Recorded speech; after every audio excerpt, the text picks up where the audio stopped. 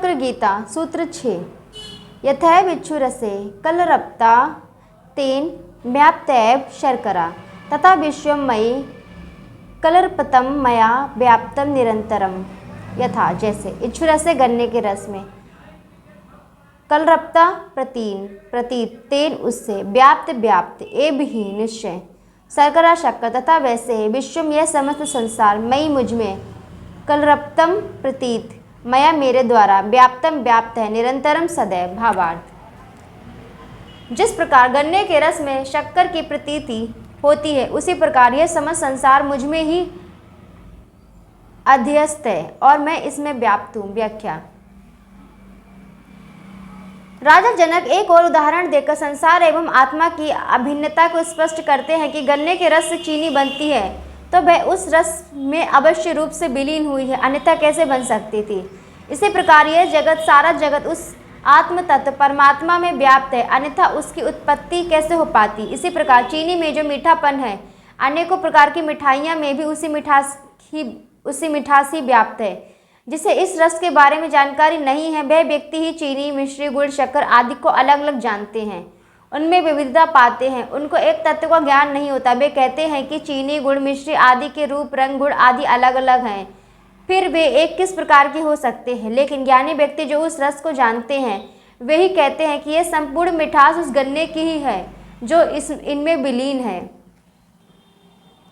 आत्मा में जगत व्याप्त है और जगत में आत्मा बसी हुई है। राजा जनक को इस परम तत्व आत्मा का वास्तविक अनुभव हुआ, जिसके फलस्वरूप उन्हें इस अभिन्नता की अनुभूति हुई।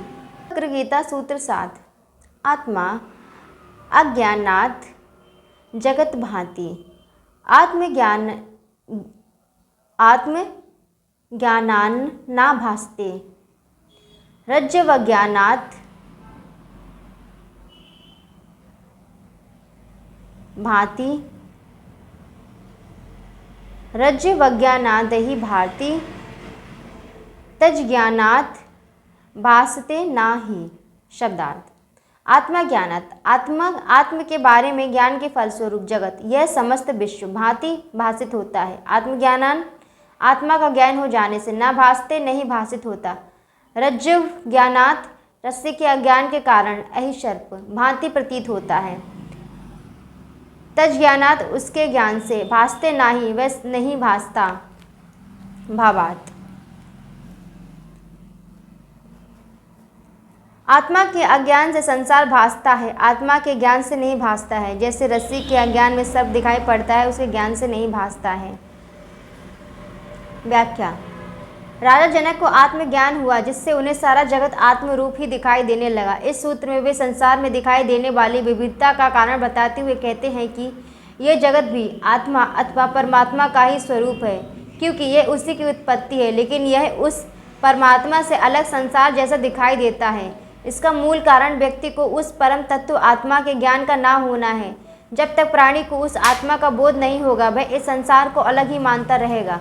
वास्तव में यही जगत आत्मस्वरूप ही है। यह ऐसा ही है जैसे रस्सी के अज्ञान में सांप दिखाई देता है। सांप तभी तक दिखाई पड़ता है जब तक कि रस्सी का ज्ञान ना हो जाए, लेकिन जब निश्चित हो गया कि यह रस्सी ही है, सर्प नहीं है, तभी सर्प का संदेह मिट जाता है। इसी प्रकार यह जगत आत्मा के अज्ञान के कारण दिखाई देता है। राजा जनक ने दोनों अवस्था देखी, अज्ञान की भी और ज्ञान की भी, इसलिए उनका कहना वास्तविक है। इस सूत्र की महत्वपूर्ण बात यह है कि जिस व्यक्ति को आत्मज्ञान हो गया, जिसने आत्मा को पहचान लिया, उसका संसार छूट जाता है। जगत को त्याग देने से आत्मज्ञान नहीं होता। यह सब अंधविश्वासी धारणाएं हैं कि संसार छोड़ो, यह माया है, मिथ्या है, संदेह है, झूठ है। इसी प्रकार क्रोध, लालच, मोह, वासना, लीनता आदि को छोड़ो तो परमात्मा मिल जाएंगे। ऐसी धारणाएं व्यर्थ हैं। ये सब कथन अज्ञानी के अनुभव से आए हैं। ज्ञान रहित व्यक्ति यदि इनके अनुसार ही कार्य करने लगे तो इससे उसका स्वाभिमान और बढ़ जाएगा, जिसके फलस्वरूप उसका पतन होगा। संसार, लोभ, मोह, क्रोध आदि छोड़ने की अपेक्षा यदि उनकी वास्तविकता को अनुभव भोग्य बनाया जाए तो लाभ हो सकता है, अन्यथा नहीं। जगत में रहकर यदि उसका अनुभव प्राप्त हो गया तो वह अपने आप छूट जाएगा, छोड़ने की आवश्यकता नहीं होगी। यह विश्व अनुभव प्राप्त करने की एक पाठशाला है। इसमें रहकर अंतःकरण, हृदय को शुद्ध एवं स्वच्छ बनाया जा सकता है। लेकिन आत्मा को पहचानने की प्रक्रिया इससे अलग है। रस्सों को सर्प मानकर भाग जाने से उसका संदेह दूर नहीं होता, वह संदेह तो स्पष्ट देखने से ही दूर होगा। इसलिए जनक कहते हैं कि आत्मा के अज्ञान से ही संसार प्रतीत होता है, वह उसके ज्ञान से नहीं प्रतीत होता है। दोनों में से किसी एक को ही देख सकते हैं, आत्मा को या संसार को। आत्मज्ञान हो जाने के बाद भी विश्व तो रहता है, लेकिन जैसा वह ज्ञान रहित व्यक्ति को दिखाई देता है वैसा ज्ञानी को नहीं। ज्ञानी व्यक्ति की दृष्टि बदल जाती है, ज्ञानी व्यक्ति को एक नई दृष्टि मिल जाती है, उसके सोचने का तरीका बदल जाता है। वह कहता है करने से स्वाभिमान बढ़ेगा, करने वाला परमात्मा है, उसे ही कर लेने दो। तुम कर्तापन करने वाले की भावना का त्याग कर दो, जो हो रहा है स्वाभाविक रूप से उसे हो जाने दो। तुम संकल्प लेकर कोई काम मत करो, सब कुछ स्वीकार कर लो। कर्ता करने वाला नहीं, केवल देखने वाला, साक्षी बन जाओ। संसार का नियम सब अपने आप हो रहा है। साक्षी हो जाने का अर्थ कार्य को ना करना नहीं है, अपितु अपने आप को करने के वाले भाव से मुक्त रखना है। सभी कुछ उस परमात्मा का है, वही करने वाला है, उसे रोकना भी ईश्वर के कार्य में बाधा डालना है। ऐसे सोच विचार की दृष्टि से ज्ञानी व्यक्ति शांत और योग्य बन जाता है।